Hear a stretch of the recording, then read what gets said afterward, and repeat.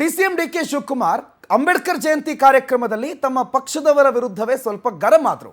ಅದು ವೇದಿಕೆ ಮೇಲೇನೆ ಅಸಮಾಧಾನವನ್ನು ಹೊರಹಾಕಿದ್ರು ಡಿಸಿಎಂ ಡಿಕೆ ಶಿವಕುಮಾರ್. ಅಂಬೇಡ್ಕರ್ ಜಯಂತಿ ಇವತ್ತು 134ನೇ ಅಂಬೇಡ್ಕರ್ ಹುಟ್ಟುಹಬ್ಬವನ್ನು ಆಚರಿಸಲಾಗ್ತಾ ಇದೆ. ಆ ನಡುವೆ ಸರ್ಕಾರದ ಅಧಿಕೃತ ಕಾರ್ಯಕ್ರಮದಲ್ಲಿ ಡಿಸಿಎಂ ಡಿಕೆ ಶಿವಕುಮಾರ್ ವೇದಿಕೆ ಮೇಲೆ ಅಸಮಾಧಾನವನ್ನು ಹೊರಹಾಕಿದ್ದಾರೆ. ಡಿಸಿಎಂ ಭಾಷಣ ಆರಂಭ ಆಗ್ತಾ ಇತ್ತು, ಆದ್ರೆ ಮಹದೇವಪ್ಪ, ಆಂಜನೇಯ ಇವರೆಲ್ಲ, ಮುನಿಯಪ್ಪ ಸೇರಿದಂತೆ ಎಲ್ಲರೂ ಮುಖ್ಯಮಂತ್ರಿಗಳಿಗೆ ಸುತ್ತಾಕೊಂಡ್ಬಿಟ್ಟಿದ್ರು.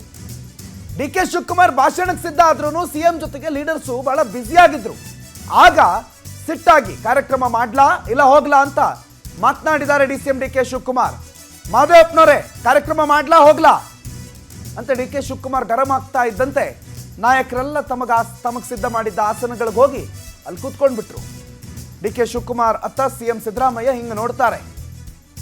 ಒಟ್ಟಾರೆ ಒಂದು ಅಸಮಾಧಾನದ ಪರಿಸ್ಥಿತಿ, ಅಸಮಾಧಾನದ ಮಾತುಗಳನ್ನು ವೇದಿಕೆ ಮೇಲೆ ಸ್ವತಃ ಡಿಸಿಎಂ ಪ್ರದರ್ಶನ ಮಾಡಿದ್ರು.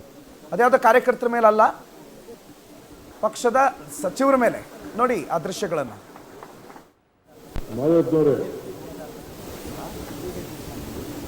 ಕಾರ್ಯಕ್ರಮ ಮಾಡಲಾ ಹೋಗೋದು, ಮಾಧವರೇ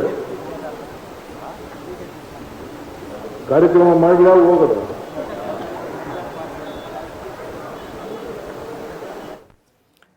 ರೂಪೇಶ್ ಈ ಬಗ್ಗೆ ಹೆಚ್ಚಿನ ಮಾಹಿತಿ ಕೊಡ್ತಾರೆ, ಫೋನ್ ಸಂಪರ್ಕದಲ್ಲಿ ಜಾಯ್ನ್ ಆಗಿದ್ದಾರೆ.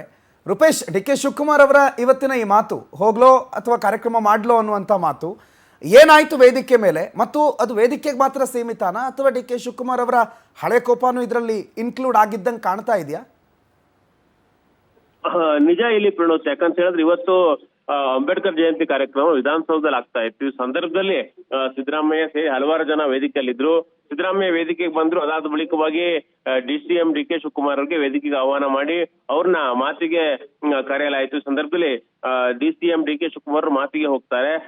ಈ ಸಂದರ್ಭದಲ್ಲಿ ಡಿಸಿಎಂ ಮಾತು ಆರಂಭಿಸ್ತಾ ಇದ್ದಂತೆ ಹತ್ತ ಕಡೆ ವೇದಿಕೆಯಲ್ಲಿದ್ದಂತ ಘಟಕ ನಾಯಕರುಗಳು ಯಾರಂತ ಹೇಳಿದ್ರೆ ಮೊದಲನೇದಾಗಿ ಮಹದೇವಪ್ಪ, ಆಂಜನೇಯ, ಮುನಿಯಪ್ಪ, ನಸೀರ್ ಅಹಮದ್ ಸೇರಿ ಹಲವಾರು ಜನ ಸಿಎಂ ಸುತ್ತುವರೆದು ಮಾತಾಡ್ಲಿಕ್ಕೆ ಶುರು ಮಾಡ್ತಾರೆ.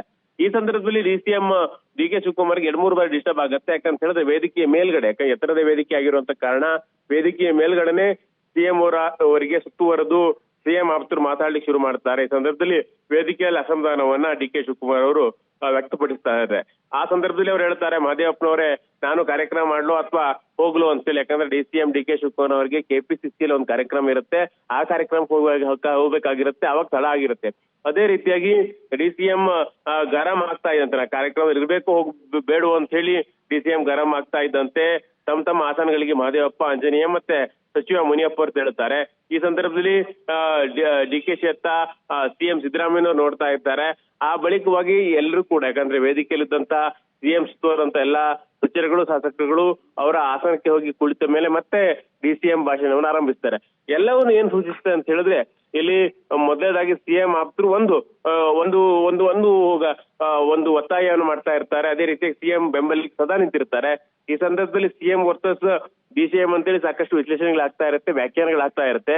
ಇಲ್ಲೂ ಕೂಡ ಡಿಸಿಎಂ ಮತ್ತೆ ವೇದಿಕೆ ಮೇಲೂ ಕೂಡ ಸಿಎಂ ಆಪ್ತರು ಸಿಎಂ ಅವ್ರನ್ನೇ ಸುತ್ತುವರೆದ್ರೆ ಅಂತೇಳಿ ಒಂದ್ ರೀತಿ ಆಕ್ರೋಶ ಅಥವಾ ಒಂದ್ ರೀತಿ ಅವರು ಕೂಡ ಅಸಮಾಧಾನ ಬಂತು. ಇದು ಅಂದ್ರೆ ಈ ಅಸಮಾಧಾನ ಟ್ರಿಗರ್ ಆಗಿದ್ದು ಈ ಘಟನೆ ಅಂತೇಳಿ. ಆದ್ರೆ ಡಿಸಿಎಂ ಅವರು ಈ ಒಂದೇ ಘಟನೆಯಿಂದ ಇನ್ಸ್ಪೈರ್ ಆಗಿ ಈ ರೀತಿ ಮಾತನ್ನು ಹೇಳಲಿಕ್ಕಿಲ್ಲ ಅಂತೇಳಿ ನಾವು ವಿಶ್ಲೇಷಣೆ ಮಾಡ್ಬೋದು ಇದನ್ನ ಪ್ರಣೋತ್. ಓಕೆ, ಥ್ಯಾಂಕ್ ಯು ಮಾಹಿತಿಗೆ ರೂಪೇಶ್.